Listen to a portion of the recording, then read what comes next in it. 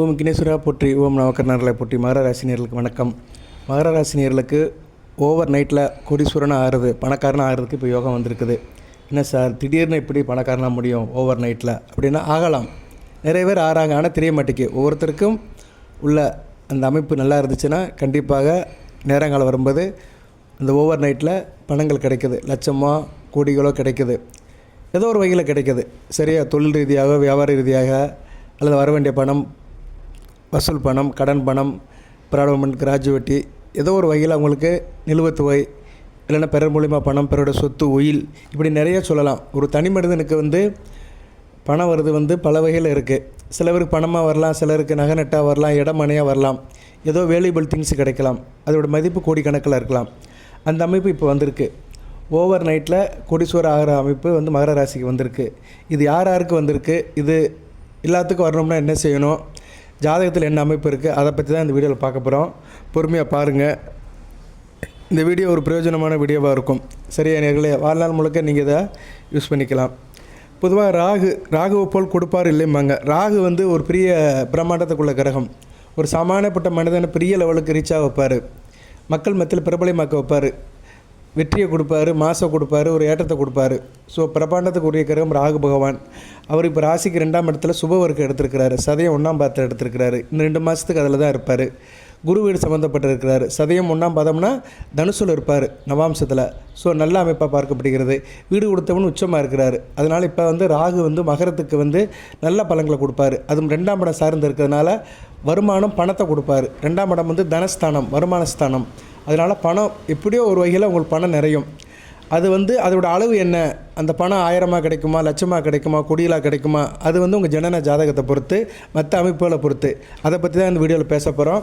பொறுமையாக பாருங்கள். அனைவரும் லைக் பண்ணுங்கள். ரிட்டன் வியூவர்ஸ் அனைவருக்கும் சிறந்தாழ்ந்த நன்றி. ஓகே நேர்களே, இப்போ ராகு ஒரு பிரம்மாண்டமான கிரகம். அவருக்குன்னு வீடு கிடையாது. எந்த வீட்டில் இருக்கிறாரோ அதுக்கு ஏற்ற மாதிரி தான் ஆக்ட் பண்ணுவார்.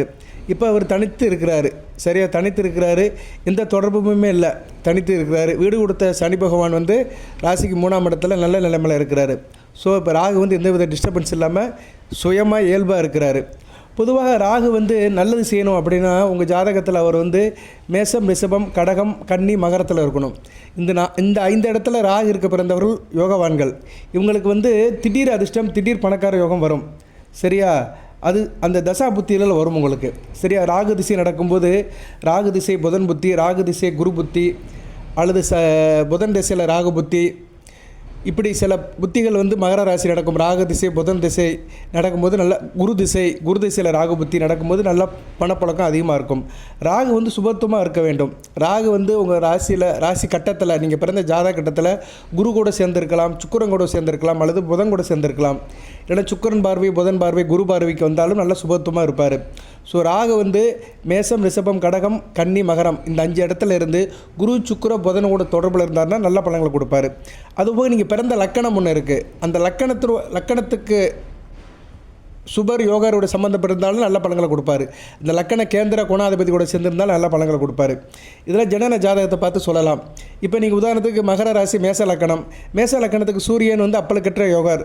இப்போ ராகு சிம்மத்தில் இருக்கிறாரு. நல்ல அமைப்பு தான். சிம்மத்தில் குருவோடு சேர்ந்துருந்தார் வச்சுக்கோங்களேன்.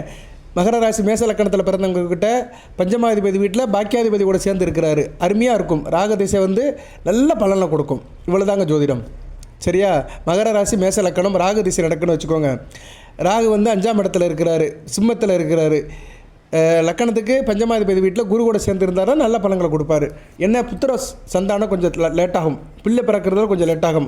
ஏன்னா ஒரே நேரத்தில் பஞ்சமஸ்தானத்திலையும் குரு புத்திரக்காரன் கூட சேர்ந்து இருக்கிறதுனால இவங்களுக்கு வாரிசு விஷயத்தில் சில பிரச்சனை இருக்கும். ஆனால் தனிப்பட்ட முறையில் நல்ல பணக்காரனாக இருப்பாங்க. சரி சார், இப்போ சில நம்பர்கள் இருக்குது. அந்த நம்பர்களிலும் ராகு ஆதிக்கம் பண்ணுவார். பொதுவாக மகர ராசியில் 4ஆம் தேதி பிறந்தவர்கள், 13ஆம் தேதி பிறந்தவர்கள், 22ஆம் தேதி பிறந்தவர்கள், 31ஆம் தேதி பிறந்தவர்கள், இவங்களுக்கெல்லாம் ராகுவுடைய அதிர்ஷ்டம் இருக்கும். இந்த தேதியில் பிறந்தவர்களுக்கு ராகு எப்போனாலும் திடீர்னு அதிர்ஷ்டத்தை கொடுப்பாரு.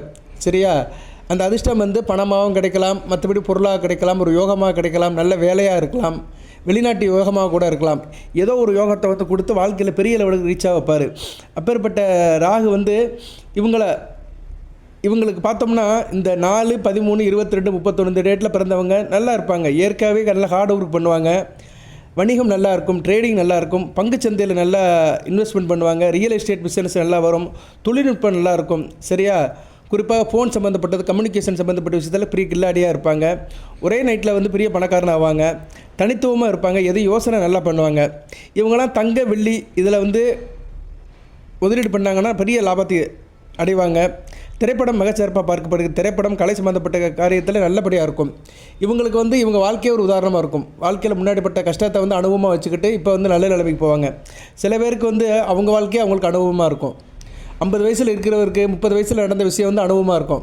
நம்ம 30 வயசில் அந்த தவறை பண்ணிட்டோம், இப்போ 50 வயசில் கஷ்டப்படுறோம், இனிமேல் அந்த தவறை பண்ணக்கூடாதுன்னு தான் வாழ்க்கையில் நடந்த நல்லது கிட்டதுகளே சில பேர் அதை பாடமாக எடுத்துக்கிட்டு வாழ்க்கையில் முன்னேறுவாங்க. அது எப்படின்னா நமக்கு நாமே சிந்திக்கிறது. இது நிறைய பேர் வாழ்க்கையில் நடக்கும். அதெல்லாம் ராகு கொடுப்பாரு. அப்பேற்பட்ட ராகு பகவான் வந்து இப்போ மகர ராசிக்கு நல்ல நிலைமையில் இருக்கிறாரு, நல்ல பலன்களை கொடுக்குறாரு, நல்ல விதமாக பார்க்கப்படுகிறது. இதுக்கு சில வழிபாடுகள்லாம் பண்ணணும். இதை மட்டும் செஞ்சீங்கன்னா வச்சுக்கோங்களேன், ராகு வந்து உங்களை ஓவர் நைட்டில் பெரிய பணக்காரன் ஆக்குவார்.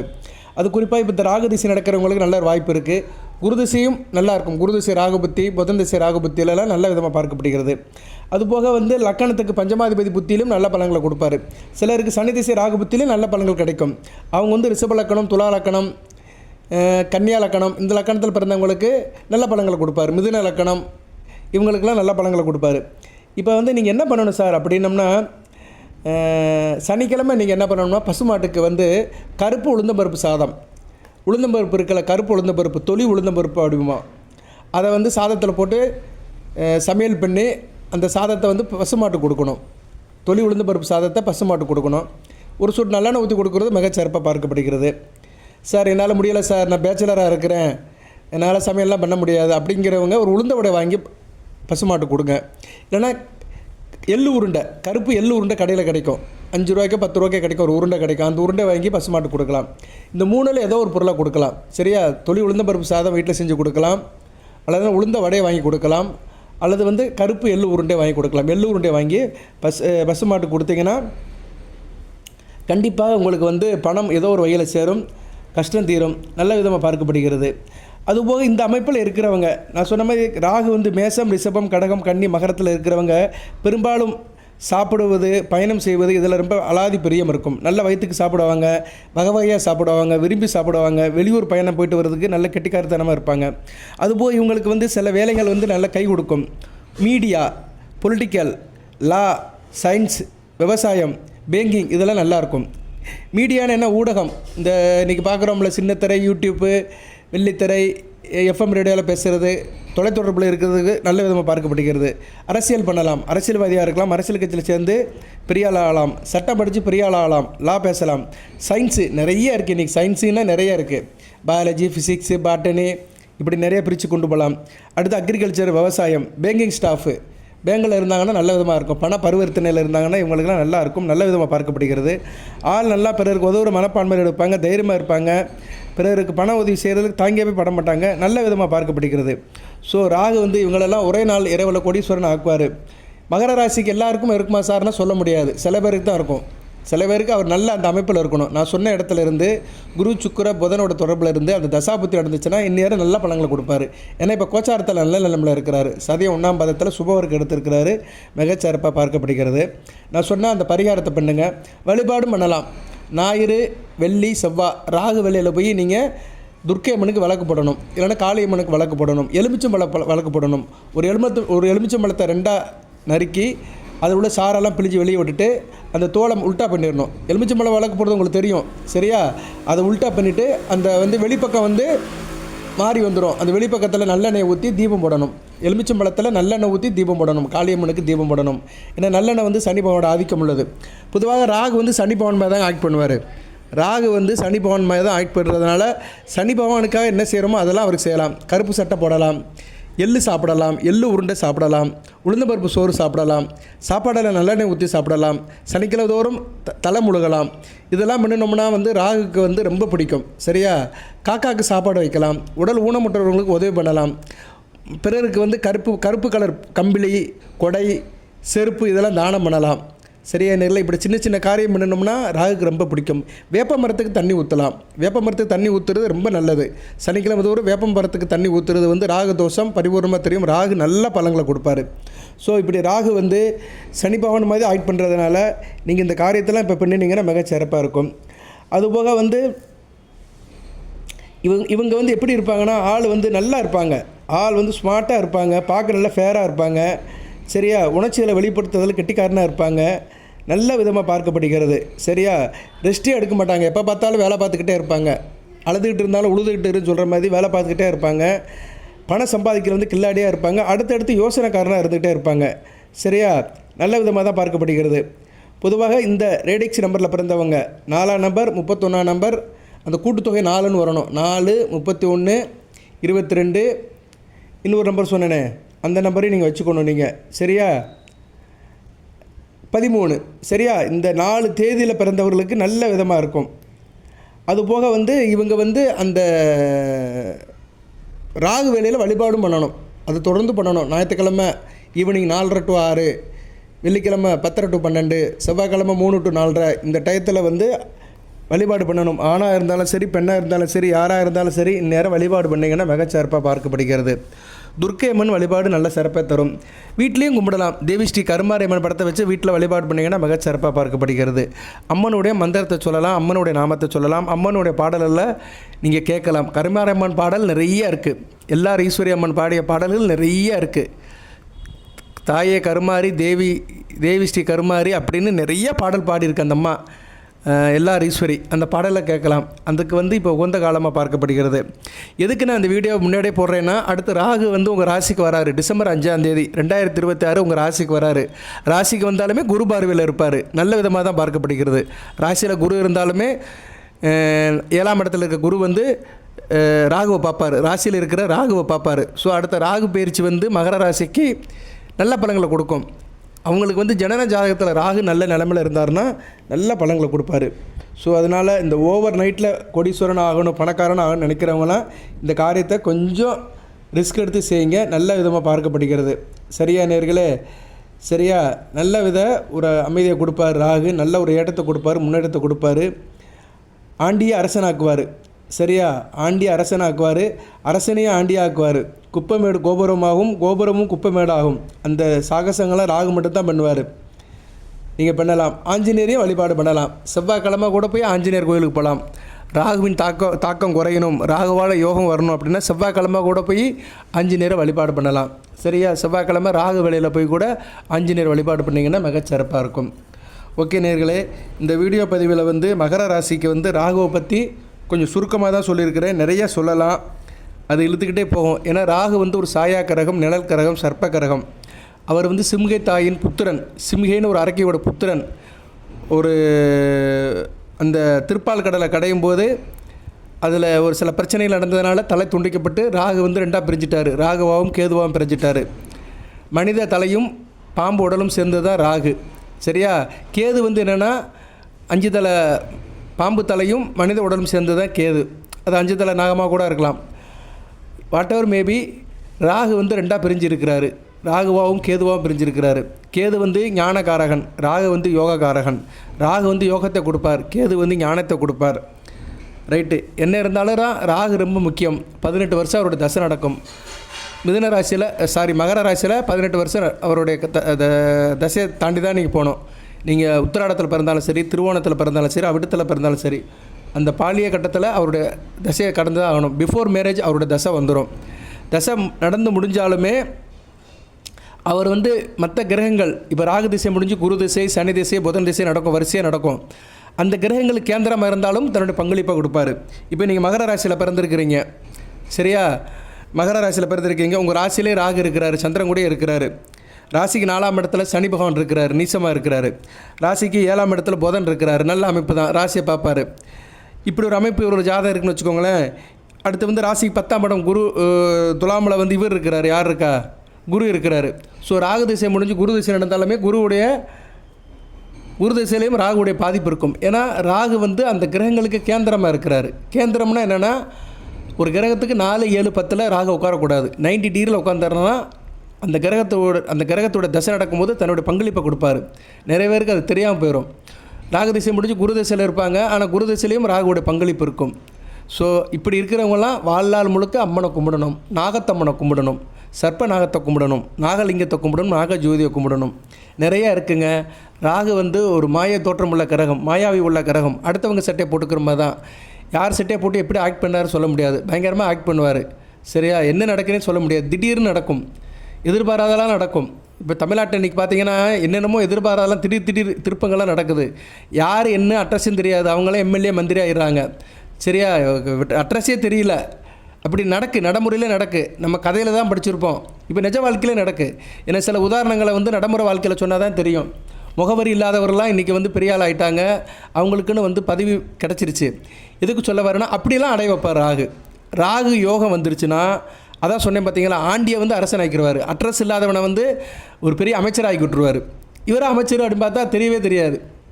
சரியா, நேரில் இப்படி நிறைய நடக்கு. உதாரணத்துக்கு சொல்கிறேன், திருச்செந்தூரில் போய் இப்போ இருக்கிற அறநிலை அமைச்சர் திடீர்னு போய் கோயில் தரிசனம் போயிருக்கிறாரு. அவர்கிட்டே காசு வாங்கியிருக்கிறாங்க, 4000 ரூபா பணம் வாங்கியிருக்கிறாங்க. அங்கே உள்ள கோயில் குறுக்கள் வாங்கியிருக்கிறாரு. அது ஒரு பெரிய இஷ்யூ ஆச்சு, நியூஸ் ஆகி எல்லாருக்கும் வந்துச்சு, மீடியாவில் வந்துச்சு. எதுக்கு சொல்ல வரேன்னா, இப்படி சில காரியத்தை செய்ய வைக்கிறவர் ராகு தான். ராகுனாலே முகமூடி தான். அந்த அமைச்சரே முகமூடி போட்டு தான் போயிருக்கிறாரு. அவர் யாருக்கும் தெரியல, ஏன்னா அவர் புதுமுகம், அடையாளம் தெரியல. சரியா, அடையாளம் தெரியாத ஆளுகளை பெரிய லெவலில் ஆக்குறதா ராகு. இப்படி நிறைய காரியம் பண்ணுவார். நான் உதாரணத்துக்கு எதுக்கு சொன்னேன்னா, நடைமுறை வாழ்க்கையில் நடந்த சில சம்பவங்களை சொன்னால் தான் நம்ம மக்களுக்கு புரியும், இல்லைன்னா புரியாது. இங்கே மக்கள்கிட்ட உள்ள பெரிய பிரச்சனை என்னென்னா, புரிய மாட்டேங்குது. புரிகிற மாதிரி சொல்லணும், யதார்த்தமாக சொல்லணும், ஜனரஞ்சகமாக சொல்லணும், அப்போ தான் டக்குன்னு புரியுது.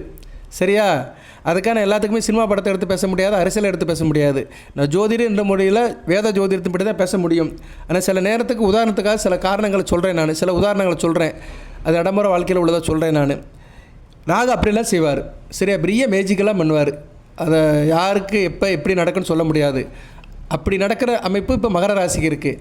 அதனால் மகர ராசியில் யாருக்கோ ஒருத்தருக்கு ஓவர் நைட்டில் பணம் கிடைக்கலாம், 1000 லட்சமாக கிடைக்கலாம், இல்லை வேறு எதனாச்சும் பெனிஃபிட் வேல்யூபிள் கிடைக்கலாம். நான் சொன்ன பரிகார வழிபாடை பண்ணுங்கள். நிறைய பண்ணுறீங்க, நானும் நிறைய வீடியோ போடுறேன், இதையும் பண்ணுங்கள். வாய்ப்பு இருக்கிறவங்க பண்ணுங்கள். குறிப்பாக இந்த ராகு திசை நடக்கிறவங்க பண்ணுங்கள், சனி மகா திசையில் ராகு புத்தி நடக்கிறவங்க பண்ணுங்கள், குரு திசையில் ராகு புத்தி நடக்கிறவங்க பண்ணுங்கள், செவ்வாய் திசையில் ராகு புத்தி நடக்கிறவங்க பண்ணுங்கள். அதுபோல் உங்கள் ஜனன ஜாதகத்தில் தசாநாதனுக்கு கேந்திரத்தில் ராகு இருந்தாலும் பண்ணுங்கள். சரியா, அது ஜாதகத்தை பார்த்தா தான் தெரியும். ஓகே நேர்களே, நிறைய ஜோதிட தகவல்கள் சொல்லிகிட்டே இருக்கலாம். ராகு பொதுவாக நீங்கள் எந்த லக்கணத்தில் பிறந்தாலுமே அந்த லக்கண சுபர் வீட்டில் இருந்தாலும் ஒரு நல்ல பலன்கள் கொடுப்பார். உதாரணத்துக்கு ஒரு தகவலை சொல்லிட்டு வீடியோ முடிக்கிறேன். நீங்கள் மகர ராசி ரிஷப லக்கணத்தில் பிறந்திருக்கிற நல்ல அமைப்பு தான். மிதுனத்தில் இருந்தால் நல்ல பலன்களை கொடுப்பாரு, கண்ணியில் இருந்தாலும் நல்ல பலன்களை கொடுப்பாரு. ஏன்னா ரிஷப லக்கணத்துக்கு புதனோட வீடு யோகர் வீடு.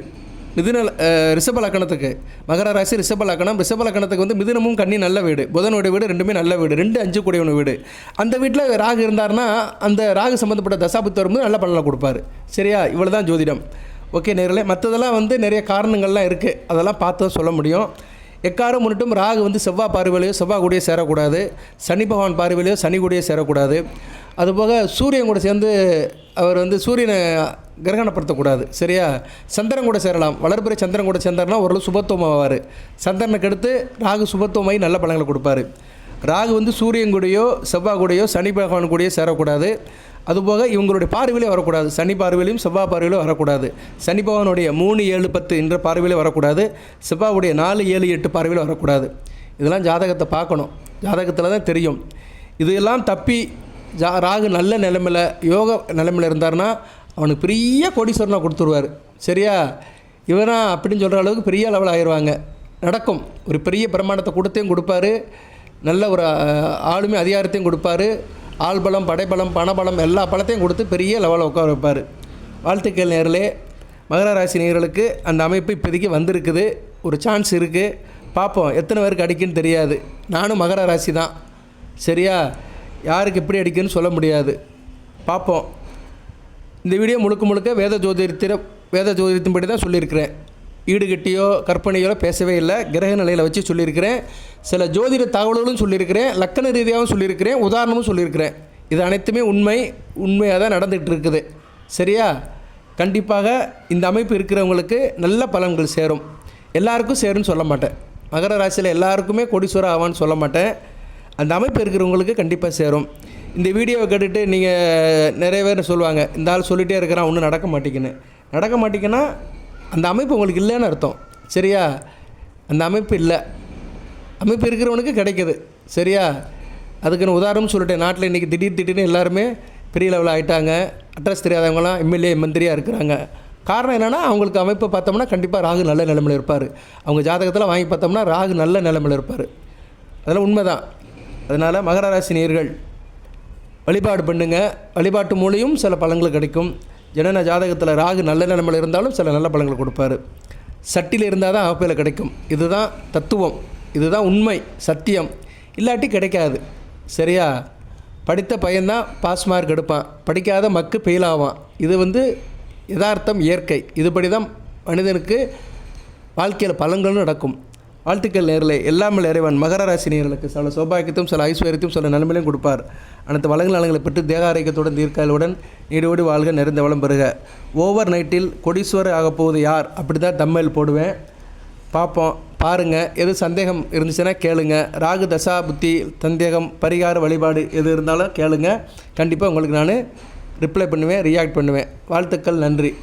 அனைத்து வளங்கள் நலங்களை பெற்று தேக ஆரோக்கியத்துடன் தீர்க்காலுடன் நீடோடி வாழ்க, நிறைந்த வளம் பெறுக. நன்றி நேயர்களே.